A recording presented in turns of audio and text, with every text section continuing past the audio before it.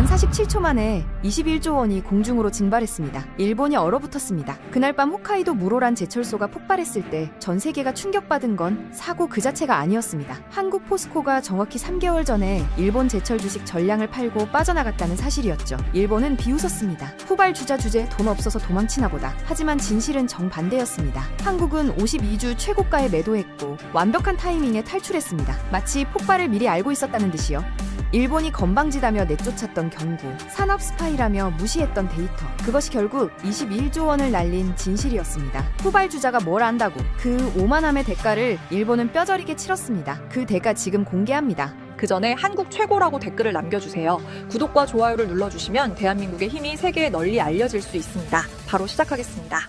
저는 타나카 히로시입니다. 일본 제철 무로란 공장 기술 총괄부장이었습니다. 과거형으로 말해야 하겠네요. 30년간 이 용광로 앞에서 강철을 만들어 온 사람이죠. 1995년 봄 26살에 처음 이 공장 정문을 들어섰을 때가 기억납니다. 선배가 제 어깨를 두드리며 말했죠. 타나카, 잘 왔어. 여기가 세계 최고의 창을 만드는 곳이야. 자부심을 가져. 저는 그 말을 믿었습니다. 아니, 30년 동안 의심해 본 적이 없었습니다. 일본 철강은 세계 최고다. 우리가 만든 강철이 도요타 자동차의 뼈대가 되고 초고층 빌딩의 기둥이 되고 세계를 떠받치고 있다고요.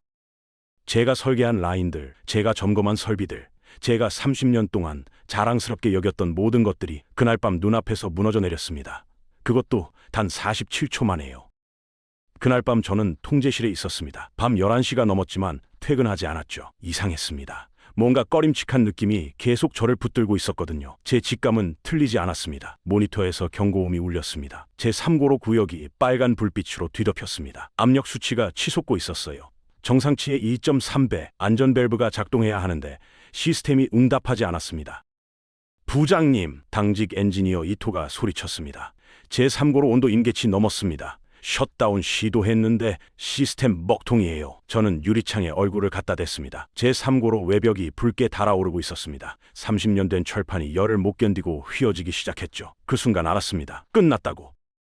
쿵, 첫 폭발이었습니다. 고로 뚜껑이 공중으로 날아올랐습니다. 10m는 좋게 됐죠. 그 구멍으로 1500도 쇳물이 분출하기 시작했습니다. 붉은 용암이 바닥에 쏟아지며 모든 걸 녹여버렸습니다. 쿵쿵쿵쿵, 연쇄 폭발이었습니다. 2초마다 터졌습니다. 통제실 유리가 출렁거렸고 책상 위 서류들이 날아다녔습니다. 저는 얼어붙은 채 그걸 바라만 봤습니다. 제가 설계한 공정이, 제가 승인한 라인이, 제가 평생 믿었던 모든 것이 무너지고 있었습니다.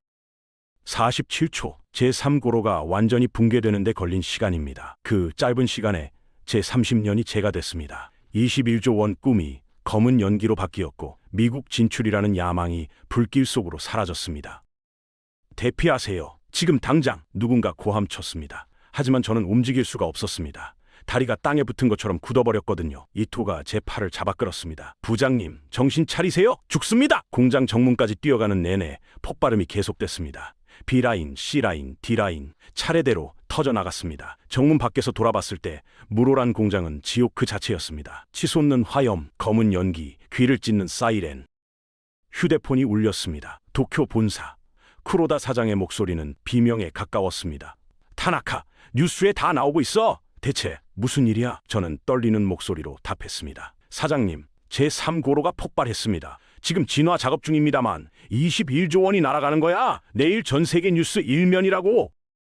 그때였습니다. 제 머릿속에 한 장면이 스쳤습니다. 3개월 전 한국 포스코가 우리 주식을 팔고 떠났던 그날 도쿄 본사 회의실이었죠. 쿠로다 사장이 샴페인 잔을 들며 말했습니다. 한국 애들 겁먹고 도망쳤군. 후발주자 주제에 뭘 하겠어. 우리는 다 함께 웃었습니다. 저도 웃었어요. 속으로 생각했죠. 1970년대에 겨우 시작한 나라가 우리를 따라오려면 100년은 더 걸릴 거야.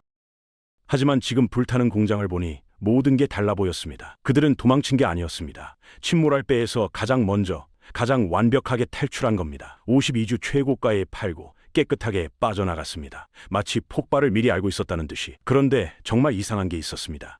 2주 전에 한국에서 이메일이 왔었거든요. 귀사 무로란 공장의 여화상 분석 결과 이상 패턴이 감지됐습니다. 정밀 점검을 권고합니다. 우리는 그걸 산업 스파이 행위라며 무시했죠. 법무팀에 대응 검토하라고까지 했습니다. 그게 가능할까요? 설마 그들이 정말 뭔가를 알고 있었던 걸까요? 후발주자가, 우리보다 30년 늦게 시작한 나라가 우리 공장의 문제를 우리보다 먼저 알아챘다는 건가요? 불길을 바라보며 저는 이를 악물었습니다. 알아내야 해. 그들이 대체 뭘 알고 있었는지, 어떻게 우리 공장이 터질 걸 미리 알았는지. 하지만 그때 저는 몰랐습니다.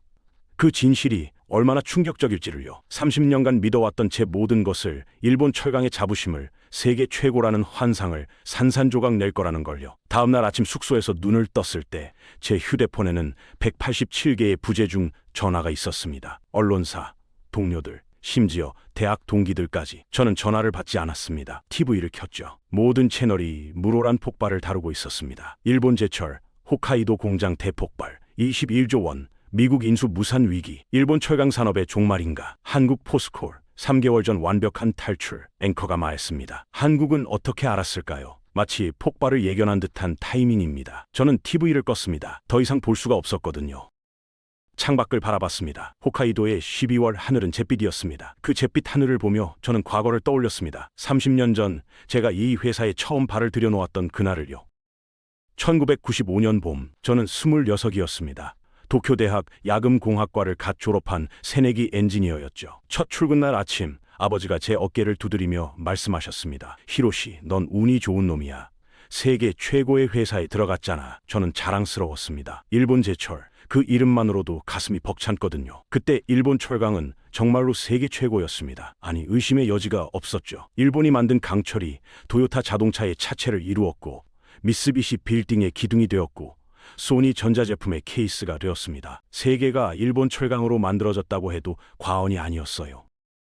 첫 출근날 선배 엔지니어 요시다가 공장을 안내하며 말했습니다. 타나카, 잘 들어. 철은 국가다. 철강이 강해야 나라가 강한 거야. 우리가 만드는 게 뭔지 알아? 일본의 미래야. 저는 그 말을 가슴 깊이 새겼습니다. 30년 동안 한 번도 의심하지 않았죠. 그런데 그때 이미 변화는 시작되고 있었습니다. 한국에서요. 1973년 포항에 제철소가 세워졌다는 소식을 들었을 때 우리는 별로 신경 쓰지 않았습니다. 후발주자니까요. 아니, 후발주자라는 말도 과분했습니다. 그냥 따라하는 나라였죠. 요시다 선배가 말했습니다. 한국 애들 열심히는 하더라. 근데 기초가 없어. 고로 설계도 우리 거 보고 베끼고 공정 매뉴얼도 우리 거 보고 따라 만들고. 뭐 그래도 대단하긴 해. 아무것도 없던 나라가 제철소를 세웠으니까. 하지만 우릴 따라오려면 100년은 걸릴 거야. 저는 그 말을 믿었습니다. 아니, 믿고 싶었습니다. 왜냐하면 그래야 제가 선택한 이 길이 의미가 있으니까요. 세계 최고의 회사에서 일한다는 자부심이 계속 유효하려면 우리가 계속 최고여야 했으니까요. 1990년대 말 한국 철강이 생산량에서 무섭게 치고 올라왔습니다. 저는 스스로를 이렇게 위로했죠. 양으로는 따라왔을지 몰라도 질은 아직 멀었어. 원천 기술은 여전히 우리가 쥐고 있잖아. 2000년대 들어 한국이 고급 강판 시장에서 두각을 나타냈을 때도 저는 말했습니다. 저 정도면 훌륭하지. 후발주자 치고는 말이야. 후발주자. 그게 제가 한국을 바라보는 시선이었습니다. 아무리 성장해도 결국은 우리가 먼저 닦아놓은 길 위를 뛰고 있을 뿐이라고요. 우리가 개척자고 그들은 따라오는 자라고요. 2010년대 중반 부장으로 승진했을 때 저는 한국 출장을 갔습니다. 포항 제철소를 방문했죠. 규모에 놀랐습니다. 시설도 깨끗했고요. 하지만 저는 생각했습니다. 겉모습은 그럴듯한데 속은 어떨까? 우리처럼 30년, 40년 쌓아온 노하우가 있을까? 돌아오는 비행기에서 저는 보고서를 썼습니다. 한국 철강의 발전은 주목할 만하나 원천 기술력에서는 여전히 격차 존재. 향후 10년간 우위 유지 가능. 얼마나 오만했습니까? 얼마나 착각 속에 살았습니까? 진짜 문제는 이거였습니다. 우리는 멈춰 있었다는 거예요. 1980년대에 세계 최고가 됐습니다. 그리고 그 자리에 앉아서 움직이지 않았어요. 우리가 최고야. 이 정도면 충분해. 뭘 더 하겠어. 혁신, 새로운 기술, 그런 건 나중에 생각하면 되는 거였죠. 지금 있는 걸로도 충분히 돈 벌고 있는데요. 반면 한국은 계속 달렸습니다. 멈추지 않았어요. 제가 이 정도면 됐어 라고 말하는 동안 그들은 아직 부족해 라고 말하며 뛰었습니다. 제가 과거의 영광에 기대고 있는 동안 그들은 미래를 만들고 있었어요. 숙소 책상 위에 놓인 서류가 눈에 들어왔습니다. 3개월 전 한국에서 온 이메일이었죠. 귀사 설비 점검 데이터 공유 요청, 안전진단 참여 희망. 저는 그때 웃으며 말했습니다. 후발주자가 우릴 점검하겠다고. 건방지군. 그리고 거절했죠. 산업 스파이 취급하면서요. 하지만 지금 생각해보니 그건 건방진진 게 아니었습니다. 그건 경고였어요. 당신들 공장 위험하다는 마지막 통보였죠. 우리는 그 경고를 후발주자 주제에 뭘 안다고 라는 오만함으로 짓밟아버렸습니다. 제 휴대폰이 다시 울렸습니다. 도쿄 본사였습니다. 쿠로다 사장이었죠. 타나카, 긴급 회의다. 내일 아침 도쿄로 올라와. US 스틸에서 연락 왔어. 저는 대답했습니다. 알겠습니다. 전화를 끊고 저는 창밖을 다시 바라봤습니다. 30년, 제가 이 회사에 쏟아부은 시간입니다. 30년 동안 저는 자부심을 가지고 살았습니다. 세계 최고의 회사에서 일한다는 자부심이요. 하지만 그 자부심이 언제부턴가 자만으로 바뀌었습니다. 우리가 최고에서 우리만 최고로, 우리도 노력해야 해에서 우리는 노력 안 해도 되로요. 그리고 3개월 전 한국이 경고했을 때 저는 그들을 후발주자라며 무시했습니다. 우리보다 아래에 있는 나라가 우리에게 뭘 가르치려 든다고 생각했죠. 하지만 진실은 이거였습니다. 그들은 이미 우리 위에 있었어요. 우리가 보지 못했을 뿐이죠. 보고 싶지 않았을 뿐이에요. 짐을 쌌습니다. 도쿄에서 저는 모든 진실을 마주하게 됩니다. 하지만 그 이야기를 하기 전에 3개월 전으로 돌아가야 합니다. 그때 도쿄 본사 회의실에서 무슨 일이 있었는지, 우리가 어떤 선택을 했는지 말이죠. 그 선택이 어떻게 47초의 폭발로 이어졌는지요. 3개월 전 도쿄 마루노우치 본사 20층 대회의실. 그날은 축제였습니다. 회의실 한쪽에는 샴페인이 준비되어 있었고 임원 20명의 얼굴에는 승리의 미소가 번져 있었죠. 저 역시 30년 커리어 중 가장 들뜬 하루였다고 인정할 수밖에 없습니다. 쿠로다 사장이 자리에서 일어나며 선언했습니다. 여러분, 역사적인 날입니다. 우리 일본 제철이 미국 US 스틸을 인수합니다. 21조 원. 이건 단순한 MEA가 아닙니다. 일본 철강이 다시 한번 세계 정상에 서는 순간이죠. 회의실이 박수로 들썩였습니다. 21조 원. 그 숫자를 듣는 순간 저는 소름이 돋았습니다. 미국 철강의 심장을 우리가 사는 겁니다. 인수 자금 확보를 위해 보유 자산을 정리합니다. 재무 담당 사토 전무가 보고했습니다. 우선 한국 포스코 지분부터 전량 매각하겠습니다. 현 시세로 약 3,500억 엔 회수 가능합니다. 한국 측 반응은? 쿠로다 사장이 물었습니다. 담담하더군요. 오히려 그쪽도 우리 주식 팔겠다고 하더라고요. 회의실에 웃음이 터졌습니다. 겁났나 보군. 후발주자 주제에 우리 따라오려다 지친 거야. 저도 웃었습니다. 속으로 생각했죠. 한국은 결국 한국이야. 잠깐 잘 나가는 척했지만 우리랑은 격이 다르지. 52주 최고가였습니다. 주가가 정점을 찍고 있었는데 그들이 판다고 했죠. 저는 고개를 저었습니다. 참 바보들이네. 우리가 US 스틸 인수하면 주가 더 오를 텐데. 그때 사토 전무가 한 통의 이메일을 스크린에 띄웠습니다. 참고로 한국 포스코에서 한 가지 요청이 왔습니다. 요청? 네. 지분 매각 전에 홋카이도 무로란 제철소와 규슈 야타 제철소의 설비 점검 데이터를 공유해달라고 합니다. 합작 파트너로서 안전진단에 참여하고 싶다고 하더군요. 특히 고로 온도 변화 추이와 내화 벽돌 교체 이력을 요청했습니다. 쿠로다 사장의 얼굴이 굳어졌습니다. 뭐? 우리 내부 설비 데이터를? 회의실 분위기가 싸늘해졌습니다. 저는 자리에서 일어났습니다. 사장님, 이건 명백한 산업 스파이 행위입니다. 지분 정리하겠다고 해놓고 우리 기술 데이터를 빼내려는 거죠. 맞습니다. 옆자리 하야시 이사가 거들었습니다. 합작이 끝나는 마당에 우리 핵심 데이터를 왜 줘야 합니까? 더 가관인 게 있습니다. 사토 전무가 말을 이었습니다. 위성 열화상으로 외부 분석을 했다고 하더군요. 그래서 이상 패턴이 감지됐다나요? 저는 피식 웃었습니다. 위성으로? 산업 스파이도 수법이 가지가지네요. 우리 허락도 없이 공장을 찍었다는 거잖아요. 쿠로다 사장이 단호하게 말했습니다. 거절해. 데이터 공유는 기밀 사항이라고. 그리고 25년 협력에 감사하지만 이제 각자 갈 길 가자고 전해. 알겠습니다. 아, 그리고 법무팀에 연락해서 위성 촬영권은 법적 대응 검토하라고 해.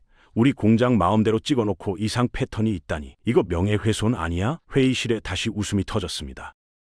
저도 웃었어요. 한국이 뭔가 이상한 짓을 하고 있다는 생각은 들었지만 진지하게 받아들이지 않았습니다. 후발주자가 우리를 걱정한다? 웃기는 소리죠. 1970년대에 우리 기술 보고 배우던 나라가 지금 우리 공장이 위험하다고? 30년 경력인 제가 모르는 걸 그들이 안다고? 그럼 이제 US 스틸 건으로 넘어가죠. 쿠로다 사장이 다음 안건으로 넘어갔습니다. 스크린에 미국 피츠버그 제철소 사진이 떴습니다. 실사단을 3개월 뒤에 보냅니다. 무로란 공장을 보여주고 우리 기술력을 증명하는 거죠. 타나카 부장, 준비 가능하죠? 물론입니다. 저는 자신 있게 대답했습니다. 제3고 상태 완벽합니다. 미국인들 감탄하게 만들겠습니다. 회의가 끝나고 우리는 긴자의 고급 레스토랑으로 자리를 옮겼습니다. 미슐랭스 스타 프렌치 레스토랑이었죠. 1인당 5만 엔짜리 코스 요리가 나왔고 샴페인이 테이블을 채웠습니다. 돔 페리뇽 빈티지였어요. 일본 제철의 부활을 위하여, 미국 시장 정복을 위하여 더 이상 한국 따위 신경 쓸 필요 없다. 잔이 부딪히는 소리가 울려 퍼졌습니다. 샴페인 거품이 허공으로 솟구쳤죠. 저는 그 거품을 바라보며 생각했습니다. 이제 우리는 다른 차원으로 간다. 한국은 아시아에서나 놀고 우리는 세계 무대로 간다. 하야시 이사가 제 옆에 앉아 말했습니다. 타나카, 한국 애들 참 웃기지 않아? 데이터 달라고 하다가 거절당하니까 위성으로 찍어서 협박하려고 했나 봐. 그게 뭔 협박이 됩니까? 우리 공장 문제 없는데요. 맞아. 30년 된 설비가 뭐가 문제야. 우리가 관리 못한다고 생각하나? 우리는 웃었습니다. 다들 웃었어요. 한국이 뭔가 이상한 걸 보고 경고하고 있다는 생각은 아무도 하지 않았습니다. 후발주자가 선배 나라를 검사하겠다는 꼴이었으니까요. 건방진 놈들이 겁주려고 하는구나. 우리 기술 빼내려고 수작 부리는구나. 그렇게만 생각했죠. 그날 밤 택시를 타고 집으로 돌아가며 저는 창밖을 바라봤습니다. 도쿄의 야경이 반짝였습니다. 저는 행복했습니다. 30년 커리어의 정점에 서 있다고 믿었으니까요.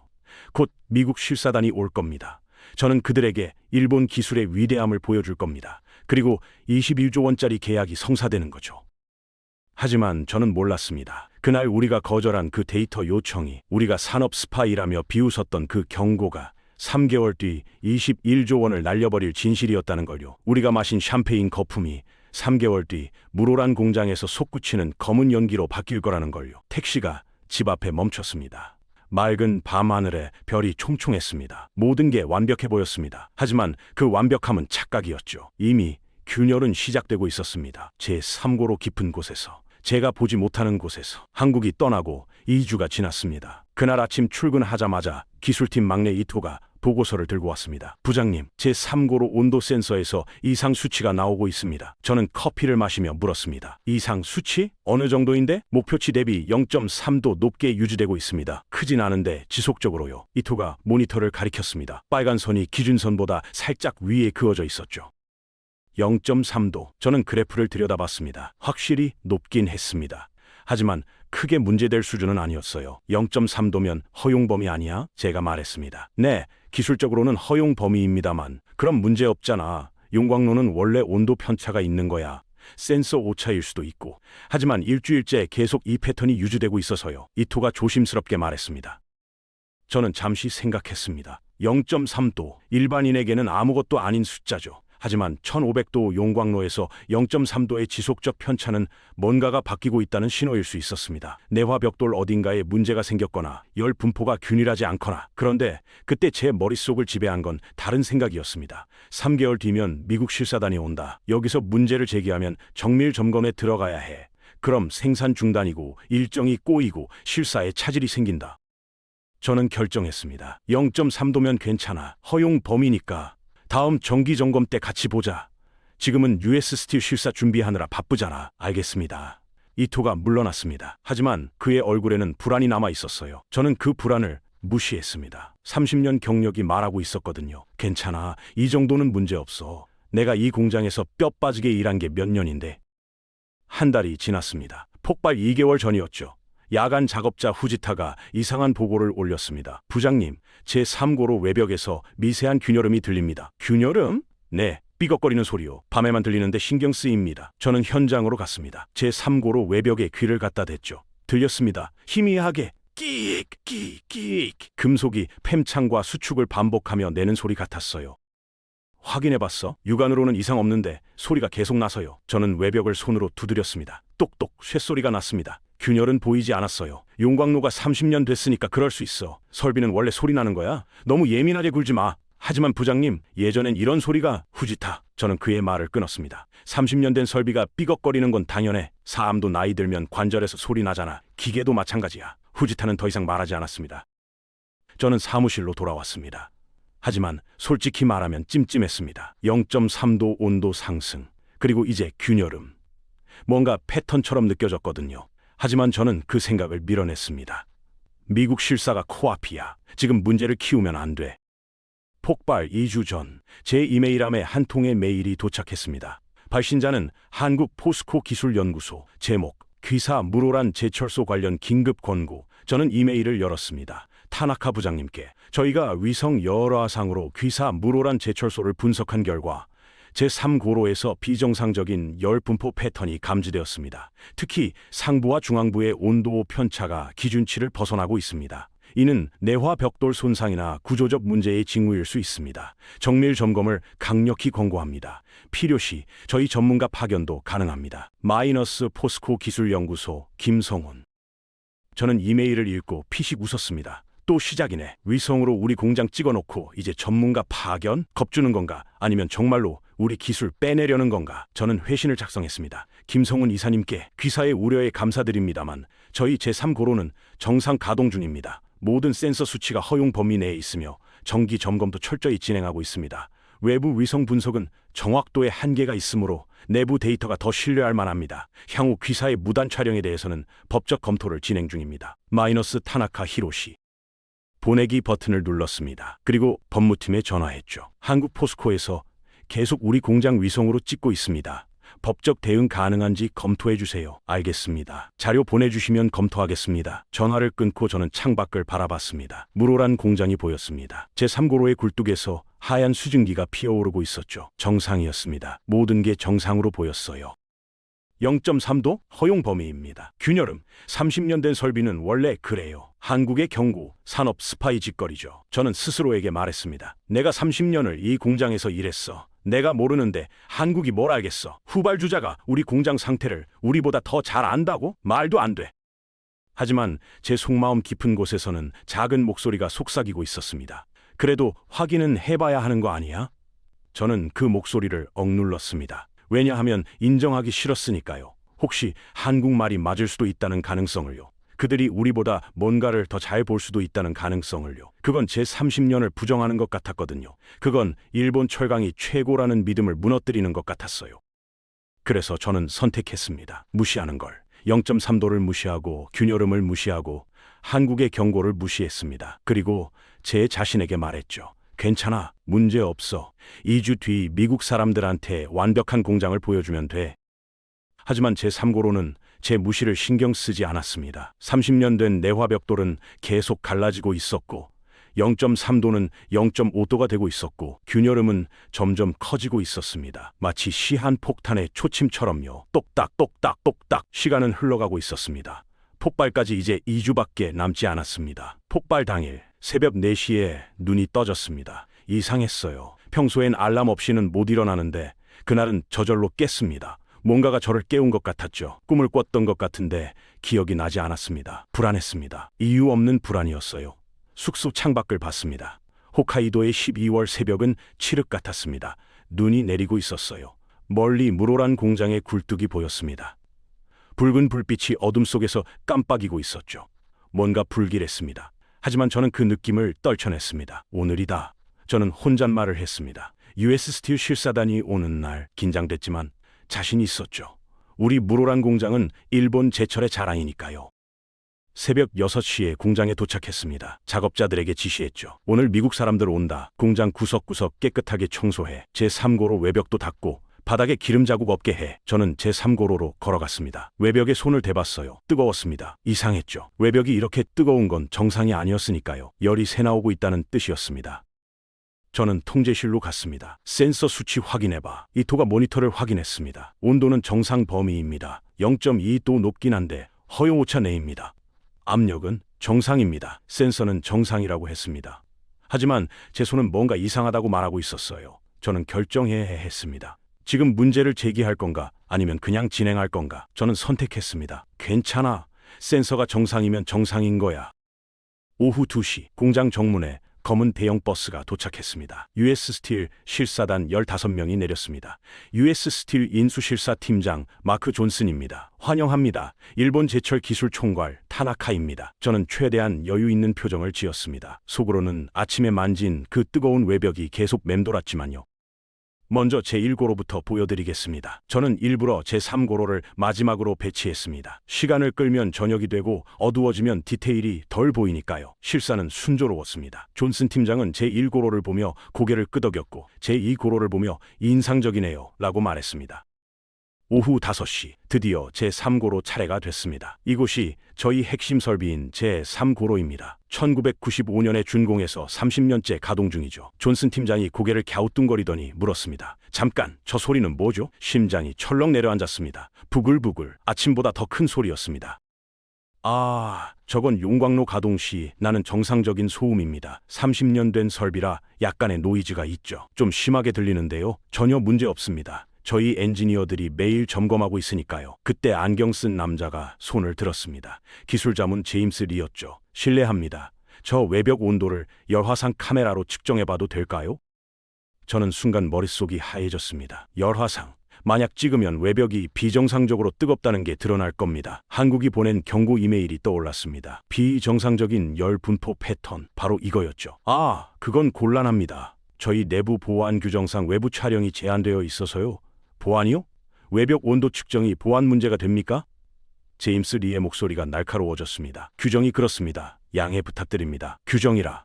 좀 이상하네요. 우리가 인수하려는 설비인데 온도도 못 재게 하다니. 존슨 팀장도 고개를 갸우뚱거렸습니다. 제임스 리가 의심스러운 눈으로 저를 쳐다봤습니다. 혹시 설비에 문제가 있는 건 아닙니까? 전혀 없습니다.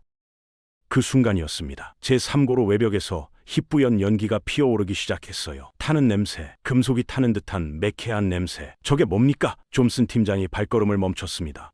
저건 정상적인 배출입니다. 용광로 작동 중에 일부 가스가 나오는 건 흔한 일이에요. 저는 거짓말을 했습니다. 30년 동안 저런 연기는 본 적이 없었는데도요. 정상이요? 저건 이상해 보이는데. 신경 쓰지 마세요. 자, 이제 식당에서 다과 준비해뒀는데 가시죠? 저는 억지로 그들을 돌려 세웠습니다. 등 뒤에서 부글부글 소리가 점점 커지고 있었지만 저는 못 들은 척했습니다. 그렇게 저녁 회식까지 무사히 마쳤습니다. 밤 9시 그들이 떠나자 저는 깊은 한숨을 내쉬었습니다. 넘겼다. 하지만 안도한 것도 잠시였습니다. 밤 11시 제 휴대폰이 미친 듯이 울렸습니다. 부장님, 제 3고로 압력이 이상합니다. 지금 당장 통제실로 오셔야 해요. 통제실에 도착했을 때 이미 상황은 걷잡을 수 없었습니다. 현재 열풍로 압력 2.3배 초과, 안전밸브 작동 불능.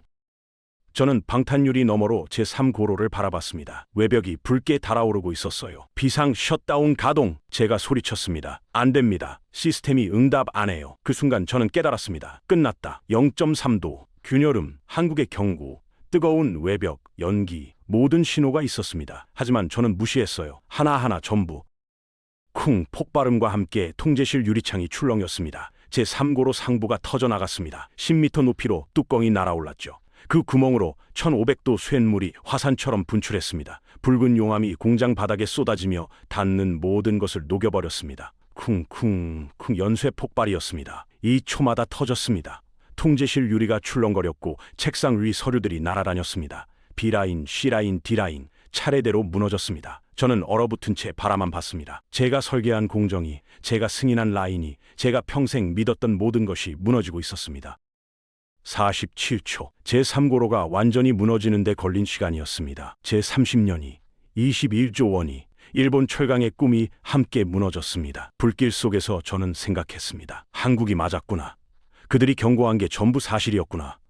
후발주자가 아니었어. 우리가 뒤처진 거였어. 폭발 다음 날 오후 도쿄 본사 긴급 이사회 회의실 분위기는 장례식장 같았습니다. 3개월 전 샴페인을 터뜨리던 그 자리에 이제는 침묵만이 가득했죠. 20명의 임원이 자리에 앉아 있었지만 아무도 말을 하지 않았습니다. 쿠로다 사장의 휴대폰이 울렸습니다. 신자 마크 존슨, US 스틸. 쿠로다 사장이 전화를 받았습니다. 존슨 팀장, 목소리에 긴장이 묻어났죠. 스피커폰이 켜졌습니다. 사장님, 유감입니다만 저희 이사회에서 결정했습니다. 인수 계약을 재검토하겠습니다. 재검토. 그 단어가 떨어지는 순간 회의실의 공기가 얼어붙었습니다. 재검토라니요? 계약은 이미 거의 완료 단계였지 않습니까? 알고 있습니다. 하지만 어제 폭발 사고를 보고 저희로서는 귀사의 설비 안전성에 심각한 의문이 생겼습니다. 그건 한 공장의 사고입니다. 사장님, 존슨이 말을 끊었습니다. 저희 기술팀이 보고서를 올렸습니다. 어제 실사 때 제3고로 열화상 촬영을 요청했는데 귀사가 거부했다고 하더군요. 그리고 외벽에서 연기가 나는 걸 봤다고 합니다. 귀사 담당자는 정상이라고 했죠. 그런데 몇 시간 뒤 폭발했습니다. 침묵이 흘렀습니다. 저는 다리가 후들거렸죠. 이건 은폐 시도였습니까? 존슨이 물었습니다. 아닙니다. 사장님, 솔직히 말하겠습니다. 저희는 21조 원을 투자할 수 없습니다. 안전관리가 안 되는 회사예요. 공식 통보는 일주일 내로 드리겠습니다. 뚝, 전화가 끊겼습니다. 21조 원이 그렇게 사라졌습니다. 통화 시간 3분 17초. 30년 준비가 3분 만에 무너졌습니다.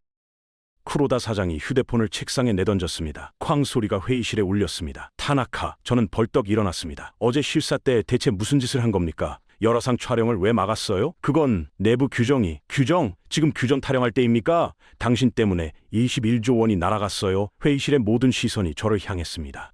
비난, 분노, 경멸. 사장님, 저도 설마 폭발할 줄은. 설마? 당신은 30년 경력 기술 총괄 아닙니까? 하지만 센서는 모두 정상이었습니다. 정상? 재무 담당 사토 전무가 비웃었습니다. 한국에서 2주 전에 경고 이메일 보냈다면서요? 열화상 분석으로 이상 패턴 감지됐다고? 저는 대답할 수 없었습니다. 당신이 뭐라고 했죠? 사토 전무가 서류를 펼쳤습니다. 산업 스파이 행위라며 법적 대응 검토하라고 했다고 나와 있는데요. 회의실에 웃음이 터졌습니다. 조롱하는 웃음이었죠. 결과적으로 한국말이 맞았네요. 하야시 이사가 말했습니다. 우리는 후발주자라며 무시했는데 그들이 우리 공장 상태를 더 잘 알고 있었어요. 스크린에 뉴스가 떴습니다. CNN, 브레이킹 뉴스, 니폰 스틸 4따인 재팬티, NHK, 포스코 3개월 전 52주 최고가의 전량 매각, 마치 폭발을 예견한 듯한 타이밍. 저는 화면을 바라봤습니다. 한국 주가가 급등하고 일본 주가가 폭락하고 있었습니다. 3개월 전만 해도 우리는 그들을 비웃었습니다. 겁먹고 도망가는구나. 하지만 지금 보니 달랐습니다. 완벽한 타이밍에 탈출한 겁니다. 마치 모든 걸 알고 있었다는 듯이. 회의 끝입니다. 타나카 부장, 당분간 자택 대기입니다. 감사팀이 조사 들어갑니다. 사장님, 나가세요. 저는 비틀거리며 회의실을 나왔습니다. 복도를 걷는데 동료들이 힐끗힐끗 쳐다봤습니다. 수군거리는 소리가 들렸어요. 저 사람 때문에 21조 원이. 로비에 도착했을 때 TV에서 또 다른 뉴스가 나오고 있었습니다. 한국 포스코 기술연구소 최첨단 위성 모니터링 시스템 공개, AI 기반 설비 예측 진단 기술로 세계 철강업계 주목. 화면에 김성훈이라는 이름이 보였습니다. 저에게 경고 이메일을 보낸 그 사람. 저희는 위성 열화상 기술과 AI 분석을 결합해 설비 이상을 사전에 감지합니다. 김성훈이 말했습니다. 일본 무로란 공장의 경우 3주 전부터 비정상 패턴이 포착됐습니다. 저희는 경고를 보냈지만 그는 말을 멈췄습니다. 나머지는 굳이 말할 필요가 없었죠. 모두가 알고 있었으니까요. 저는 휴대폰을 꺼냈습니다. 그 이메일을 다시 열어봤습니다. 2주 전에 온 김성훈의 경고, 비정상적인 열 분포 패턴 감지, 정밀 점검 강력 권고, 필요시 전문가 파견 가능. 저는 그때 뭐라고 답장했죠? 외부 위성 분석은 정확도에 한계가 있으므로 내부 데이터가 더 신뢰할 만합니다. 무단 촬영에 대해 법적 검토 중입니다. 제 오만함이 글자 하나하나에 묻어났습니다. 후발주자가 우리를 가르치려 든다고 생각했죠. 30년 경력인 제가 모르는 걸 그들이 안다고? 말도 안 된다고 생각했어요. 하지만 그들은 알고 있었습니다. 그들의 기술이 우리보다 앞서 있었어요. 우리가 여전히 사람 눈에 의존할 때 그들은 위성과 AI를 사용하고 있었던 겁니다. 저는 결심했습니다. 서울로 가야 해. 김성훈을 만나야 해. 그들이 대체 뭘 알고 있었는지, 어떻게 우리보다 3주나 먼저 위험을 포착했는지 알아내야 합니다. 그리고 더 중요한 건 제가 놓친 게 뭔지 배워야 해요. 30년 동안 쌓아온 자만을 내려놓고 후발주자라고 무시했던 그들에게서 배워야 합니다. 휴대폰을 들어 항공권을 검색했습니다. 도쿄, 서울. 내일 아침 첫 비행기. 저는 예약 버튼을 눌렀습니다. 30년 만에 처음으로 배우는 사람이 되기로 했습니다. 인천공항행 NH8 50편. 오전 8시 30분 출발. 서울에서 저는 진실을 마주하게 될 겁니다. 한국이 어떻게 우리보다 앞서갔는지, 우리가 무엇을 놓쳤는지, 그리고 후발주자라는 말이 얼마나 오만한 착각이었는지를요. 그 진실은 제가 상상했던 것보다 훨씬 더 충격적일 거라는 걸 그때는 몰랐습니다. 인천공항에 내렸을 때 저는 긴장하고 있었습니다. 한국, 제가 3년 동안 후발주자라고 불렀던 나라, 이제 그들에게 배우러 온 겁니다. 입국장을 빠져나오자 택시 기사가 말을 걸었습니다. 어디 가세요? 포스코 센터요. 강남에 있는. 아, 포스코 좋죠. 한국 최고 회사. 기사의 자랑스러운 목소리가 제 귀에 꽂혔습니다. 택시를 타고 서울 거리를 달렸습니다. 고층 빌딩이 즐비했어요. 깨끗한 도로, 빠른 자동차, 현대적인 간판들. 제가 기억하는 1990년대 한국이 아니었습니다. 아니, 솔직히 말하면 저는 한국을 제대로 본 적이 없었습니다. 2010년대 출장 때도 공장만 둘러보고 돌아왔으니까요. 겉모습만 보고 속은 모른다고 생각했죠. 하지만 지금 보니 겉모습조차 제대로 안 봤던 겁니다. 강남 포스코 센터. 40층짜리 유리 건물이 햇빛을 반사하며 서 있었습니다. 로비에 들어서자 천장이 20m는 되어 보였어요. 한쪽 벽면 전체가 디지털 스크린이었습니다. 실시간으로 전 세계 포스코 공장들의 생산 현황이 표시되고 있었죠. 포항, 광양, 인도, 베트남, 멕시코, 각 공장의 온도, 압력, 생산량이 실시간으로 업데이트되고 있었어요. 저는 멈춰서서 화면을 바라봤습니다. 타나카 부장님이시죠? 뒤에서 목소리가 들렸습니다. 40대 초반 남자가 서 있었습니다. 포스코 기술연구소 김성훈입니다. 먼 길 오시느라 수고하셨습니다. 김성훈, 제가 산업 스파이라고 비난했던 그 사람. 저는 그의 손을 잡았습니다. 죄송합니다. 제가 이사님의 경고를 무시했습니다. 아니, 산업 스파이라고 오해했습니다. 아닙니다. 오해할 만했습니다. 저희도 설명이 부족했어요. 그의 태도가 의외였습니다. 저는 비난을 예상했거든요. 하지만 김성훈은 달랐습니다. 먼저 진심으로 유감입니다. 무로란 공장 폭발로 피해 입으신 분들께 감사합니다. 이쪽으로 오시죠. 설명드리겠습니다. 35층 기술연구소 문이 열리자 거대한 오픈 오피스가 펼쳐졌어요. 한쪽 벽면 전체가 모니터로 뒤덮여 있었습니다. 위성 사진들이 가득했죠. 여기가 저희 설비 모니터링 센터입니다. 24시간 인공위성으로 주요 제철소들을 모니터링합니다. 김성훈이 설명했습니다. 저희 공장들은 물론이고 경쟁사들도 포함입니다. 일본 제철, 아르셀로미탈, 바오산 제철. 김성훈이 키보드를 두드렸습니다. 화면에 무로란 공장이 떴습니다. 열화상 이미지, 붉은색과 노란색. 이게 폭발 3주 전 무로란 제3고로입니다. 그가 특정 부분을 확대했습니다. 여기 보이시죠? 이 부분의 온도가 주변보다 높습니다. 붉은색 점이 하나 있었어요. 이건 내화 벽돌 손상의 전형적인 패턴입니다. 내부 열이 외벽으로 새나오는 거죠. 하지만 저희 센서는 정상이었습니다. 제가 말했습니다. 0.3도 높긴 했지만 허용 범위였어요. 센서가 문제입니다. 김성훈이 다른 화면을 열었습니다. 센서는 특정 지점만 측정합니다. 하지만 위성 열화상은 전체 표면을 스캔합니다. 센서가 없는 곳에 이상도 포착할 수 있죠. 센서보다 위성이 더 정확하다는 말씀입니까? 저는 믿기 어려웠어요. 우리는 수백 개의 센서를 공장에 설치했습니다. 수십억 엔을 들여서요. 더 정확하다기보다는 다른 관점을 제공합니다. 센서는 나무를 보고 위성은 숲을 봅니다.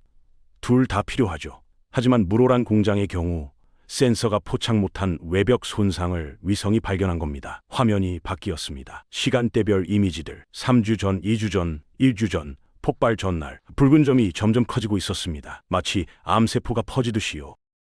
저희 센서는 왜 못 잡았을까요? 제가 중얼거렸습니다. 센서 위치 때문일 겁니다. 김성훈이 자료를 꺼냈습니다. 무로란 공장 설계도. 이게 귀사 제3고로 센서 배치도입니다. 센서가 120개에 설치돼 있습니다. 네, 맞습니다. 제가 승인한 배치였으니까요. 하지만 여기 외벽 상부와 중간 지점에는 센서가 없습니다. 바로 이 부분에서 열이 새나왔습니다.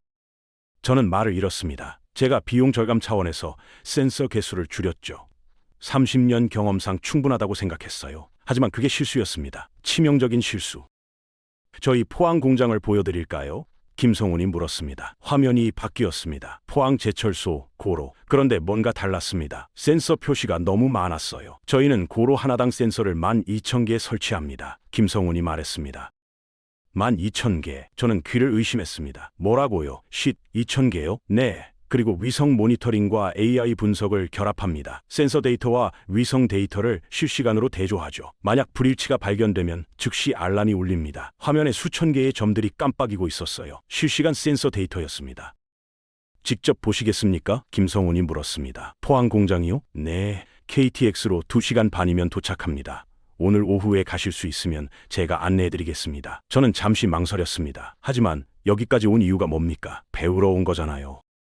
가겠습니다. 제가 대답했습니다. 감사합니다. 김성훈이 미소 지었습니다. 그럼 준비하겠습니다. 참고로 포항 공장은 사진 촬영이 금지입니다. 영업 비밀 보호 차원에서요. 물론입니다. 저는 고개를 숙였습니다. 김성훈이 자리에서 일어났습니다. 점심 드시고 출발하시죠. 포항에서 진짜 이유를 보여드리겠습니다. 한국이 어떻게 일본보다 앞서갈 수 있었는지요. 그 말에 저는 아무 대꾸도 하지 못했습니다. 후발주자가 아니었어요. 그들이 선두주자였습니다. 그리고 저는 이제야 그걸 인정하게 된 겁니다. 서울역에서 KTX를 탔습니다. 김성훈이 옆자리에 앉았죠. 기차가 출발하자 창밖으로 한국의 풍경이 펼쳐졌습니다. 들판, 아파트 단지, 빠르게 지나갔어요. 처음 포항 가시는 겁니까? 김성훈이 물었습니다. 네, 2010년에 한번 왔었는데 시간이 없어서 공장만 잠깐 보고 갔습니다. 그때와는 많이 달라졌을 겁니다. 질문 하나 드려도 될까요? 제가 말했습니다. 물론입니다. 센서를 12,000개나 설치하면 비용이 엄청 날 텐데요. 그만한 가치가 있습니까? 김성훈이 잠시 생각하더니 대답했습니다. 한 번의 폭발이 21조 원을 날립니다. 센서 12,000개 설치 비용은 약 30억 원입니다. 어느 쪽이 비쌉니까? 저는 아무 말도 할 수 없었습니다. 우리는 센서 비용을 아끼려다 21조 원을 잃었습니다. 그리고 더 중요한 건 안전입니다. 저희 직원들이 그 공장에서 일합니다. 그들의 생명을 지키는 게 가장 중요하죠. 2시간 반이 지났습니다. 포항역에 도착했어요. 택시를 타고 20분을 더 달렸습니다. 그리고 저는 그것을 봤습니다. 포항제철소. 제가 본 것 중 가장 큰 공장이었습니다. 물오란 공장의 3배는 되어 보였어요. 굴뚝들이 하늘을 향해 솟아 있었고 거대한 건물들이 지평선까지 이어져 있었습니다. 연간 4천만 톤을 생산합니다. 세계 단일 제철소 중 최대 규모죠. 김성훈이 설명했습니다. 정문을 통과했습니다. 보안이 철저했어요. 휴대폰은 여기 두고 가셔야 합니다. 촬영 금지 구역이라서요. 차를 타고 공장 안으로 들어갔습니다. 도로가 완벽하게 포장돼 있었어요. 깨끗했습니다. 청소를 자주 하시나 봅니다. 로봇이 24시간 청소합니다. 김성훈이 대답했습니다. 중앙통제실에 도착했습니다. 10층 건물이었어요. 엘리베이터를 타고 7층으로 올라갔습니다. 문이 열리는 순간 저는 숨이 멎었습니다. 거대한 방이 눈앞에 펼쳐졌습니다. 50m는 되어 보이는 벽면 전체가 스크린이었어요. 수천 개의 화면이 동시에 켜져 있었습니다. 각 화면마다 숫자들이 깜빡이고 있었죠. 이게 저희 통합관제센터입니다. 김성훈이 안내했습니다. 여기서 포항과 광양 두 제철소를 모니터링합니다. 의자에 앉은 엔지니어들이 보였습니다. 20명 정도. 모두 모니터를 응시하고 있었어요. 한 화면 앞으로 다가갔습니다. 고로 1호기. 색깔별로 점들이 찍혀 있었습니다. 초록색, 노란색, 주황색. 각 점이 센서입니다. 엔지니어가 설명했습니다. 초록색은 정상, 노란색은 주의, 주황색은 경고입니다. 빨간색이 뜨면 즉시 비상 절차가 시작됩니다. 12,000개 센서를 어떻게 다 관리하십니까? AI가 합니다. 사람은 AI가 선별한 이상 신호만 확인하죠. AI는 패턴을 학습합니다. 물오란 공장 데이터도 학습했어요. 김성훈이 키보드를 두드렸습니다. 화면에 그래프가 나타났어요. 이게 AI가 분석한 물오란 공장 위험도입니다. 3주 전에 이미 80%를 넘었습니다. 저희는 그래서 경고 이메일을 보낸 거죠. 실제 고로를 보시겠습니까? 우리는 다시 차를 타고 5분쯤 달렸습니다. 거대한 건물 앞에 멈췄습니다. 고로 1호기입니다. 안으로 들어갔습니다. 열기가 느껴졌지만 물오란보다는 시원했습니다. 에어컨이 가동되고 있었거든요. 제가 가장 놀란 건 사람이 없다는 거였어요. 물오란 공장에는 항상 작업자들이 북적였는데요. 작업자들은 어디 있습니까? 필요 없습니다. 95% 자동화됐어요. 사람은 통제실에서 모니터만 봅니다. 로봇 팔들이 움직이고 있었습니다. 모든 게 자동이었어요. 물오란 공장은 70% 자동화입니다. 제가 말했습니다. 저희도 30년 전에는 그 정도였습니다. 하지만 계속 발전시켰죠. 매년 5%씩 자동화율을 높였습니다. 저는 물오란 공장을 떠올렸습니다. 우리는 1995년에 시스템을 구축했습니다. 그리고 그대로 30년을 썼죠. 이 정도면 됐어. 하지만 한국은 멈추지 않았습니다. 매년 조금씩 꾸준히 계속 발전시켰습니다. 고로 외벽을 손으로 만져봤습니다. 차갑지는 않았지만 뜨겁지도 않았어요. 적정 온도였습니다. 센서가 어디 있습니까? 여기 다 있습니다. 자세히 보니 작은 점들이 보였어요. 10cm 간격으로 빼곡하게 붙어 있었습니다. 12,000개가 다 여기 있습니다. 외벽, 내벽, 배관, 밸브, 측정 가능한 모든 곳에요. 이렇게까지 해야 합니까? 제가 물었습니다. 솔직히 과하다는 생각이 들었거든요. 김성훈이 저를 바라봤습니다. 타나카 부장님, 질문 하나 드리겠습니다. 물오란 폭발로 몇 명이 다쳤습니까? 1명입니다. 다행히 사망자는 없었습니다. 다행이네요. 만약 주간이었다면요? 저는 대답할 수 없었습니다. 주간이었다면 현장에 100명은 있었을 겁니다. 저희는 두렵습니다. 김성훈이 말했습니다. 폭발이, 사고가, 직원들이 다치는 게 그래서 이렇게까지 합니다. 과하다 싶을 정도로요. 센서 12,000개가 과하다고요? 저는 부족하다고 생각합니다. 앞으로 2만 개로 늘릴 계획입니다. 그 말에 저는 고개를 숙였습니다. 우리는 센서를 줄였습니다. 비용 때문에 이 정도면 충분해 라고 생각했으니까요. 하지만 한국은 늘렸습니다. 부족하다고 생각했으니까요. 그 차이가 21조 원의 차이였습니다. 그 차이가 폭발과 안전의 차이였습니다. 감사합니다. 보여주셔서 천만에요. 서울로 돌아가시죠. 우리는 다시 KTX를 탔습니다. 창밖으로 거대한 공장이 보였습니다. 굴뚝에서 하얀 수증기가 피어오르고 있었어요. 저는 생각했습니다. 일본은 언제부터 멈췄을까요? 언제부터 이 정도면 됐어 라고 말하기 시작했을까요? 그리고 한국은 왜 멈추지 않았을까요? 그 답을 저는 아직 몰랐습니다. 하지만 내일 김성훈이 말했습니다. 마지막 이야기를 들려주겠다고요. 다음 날 아침 김성훈이 포스코 센터 근처 카페에서 만나자고 했습니다. 기다리셨죠? 그가 들어와 제 맞은편에 앉았어요. 어젯밤 잘 주무셨습니까? 네, 덕분에.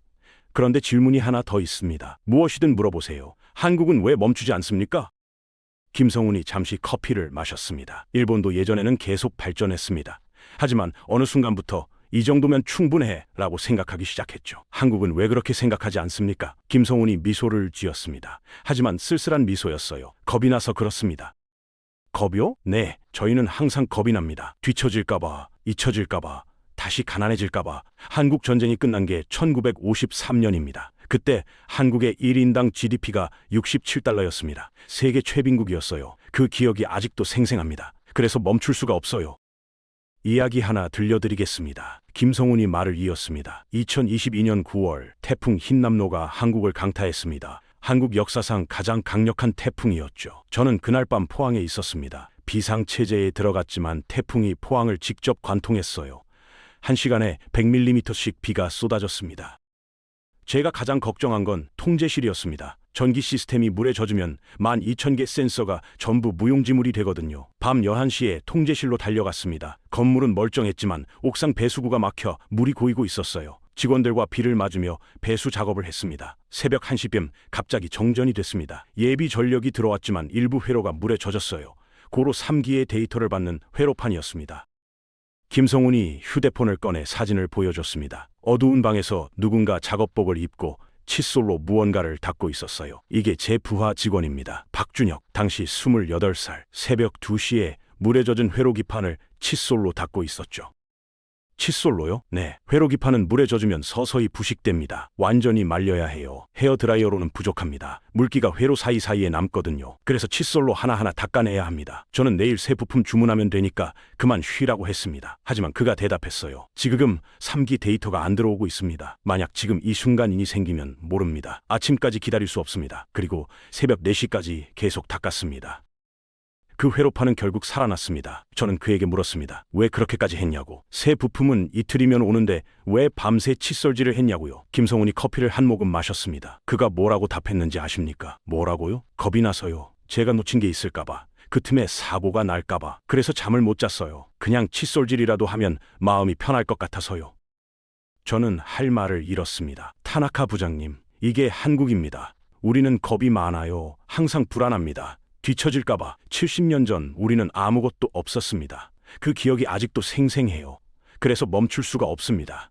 센서를 12,000개 다는 것도 겁 때문입니다. 2만 개로 늘리는 것도 겁 때문이에요. 과하다고요? 네, 과합니다. 하지만 그래야 안심이 되니까요. 저는 깨달았습니다. 일본은 안주했습니다. 이 정도면 됐어.